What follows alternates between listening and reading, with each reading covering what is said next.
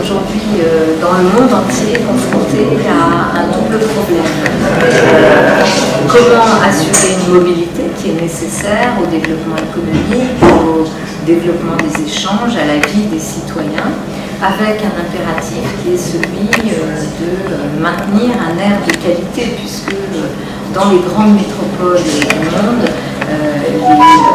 les moyens de transport, et notamment l'automobile, le trafic automobile, est une source de pollution qui pose de plus en plus de problèmes. Je vous donne juste cet exemple, une ville comme Paris, on estime à 2500 le nombre de morts liés à la pollution, dont la principale cause est liée au trafic automobile. Donc il y a un sujet de santé publique et un sujet de mobilité qu'il faut absolument conjuguer. Donc la plupart des grandes villes du monde ont travaillé à la réduction du trafic automobile et évidemment si vous réduisez le rôle de la voiture individuelle en ville, il faut le remplacer par autre chose puisque les gens ont besoin de bouger, d'aller de chez eux à leur travail, dans les différents lieux pour se déplacer. Et donc, il faut offrir des alternatives.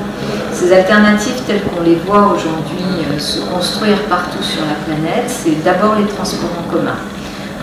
Le meilleur service de mobilité partagée, c'est le transport en commun et bien sûr avec de préférence des véhicules qui sont hybrides ou électriques pour moins polluer l'air.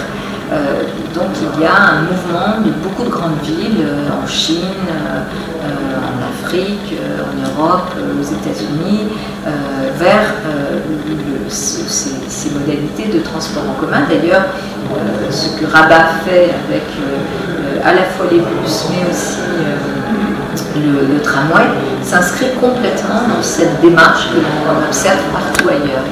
Et puis il y a une autre ouverture qui se fait dans la plupart des villes, tout ce qu'on appelle la mobilité vraiment partagée. Par exemple, une voiture dont vous n'êtes pas propriétaire, que vous allez utiliser pour le temps d'un trajet, que vous allez laisser à un autre utilisateur, ou d'un vélo. À Paris, on a ces deux systèmes notamment véhicules électriques partagés et de vélos également en libre service, dont des vélos électriques, qui sont des vraies alternatives à la mobilité. Mais pour cela, il faut qu'il y ait des infrastructures. En tous les cas, pour le vélo, il faut l'infrastructure. Ce que nous avons fait à Paris en prenant exemple sur Copenhague, qui est une des villes au monde qui a été le plus loin et qui a démarré le plus tôt sur ces questions de mobilité active comme le vélo. Et donc, nous avons réaménagé toute la voirie pour faire des pistes cyclables, des infrastructures cyclables qui permettent un développement de la pratique du vélo. Et sur la mobilité électrique partagée, là aussi il y a besoin d'infrastructures, notamment toutes ces infrastructures qui doivent permettre le rechargement électrique des véhicules qui sont proposés aux citoyens. Donc, par exemple, à Paris, c'est un système de bornes électriques sur lesquelles on peut brancher sa voiture personnelle ou voiture partagée.